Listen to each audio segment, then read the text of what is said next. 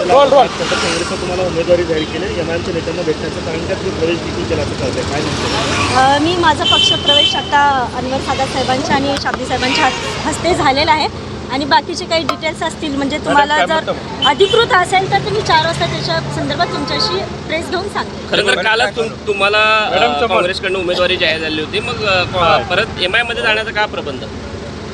आपल्या सगळ्यांना माहीत आहे काँग्रेसमध्ये थोडंसं माझ्याबद्दल जे वातावरण होतं, जे एम आणि काँग्रेस मला जे प्रश्न विचारण्यात गेले, मला माझ्या लॉयल्टीवर सारखं विचारण्यात आलं आणि त्यासाठी मी विचार केला की एम आयमध्ये जाण्याचा एमआयएमनं उमेदवारी तर आश्वासन दिलेलं आहे. एकीकडे उमेदवारी दिलेली आहे, ती नाकारून तुम्ही ज्या आश्वासन आहे त्याकडे जात आहे. हो, एकीकडे उमेदवारी अगोदरच जाहीर झालेली आहे. दिलेली आहे आणि मी एम आयमध्ये जात आहे. लोकांचा आणि माझ्या कार्यकर्त्यांना विचारात घेऊनच मी हा निर्णय घेतलेला आहे.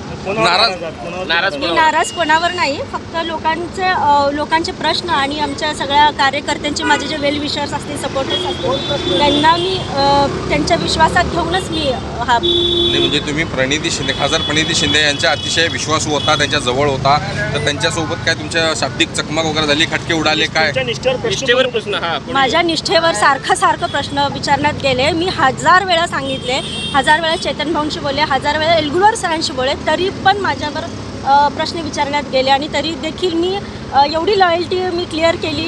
मी त्या ठिकाणी इच्छुक फॉर्म भरण्यासाठी गेले, त्या ठिकाणी माझं इंटरव्ह्यू देण्यासाठी गेले, तरी देखील मला प्रश्न विचारण्यात आले.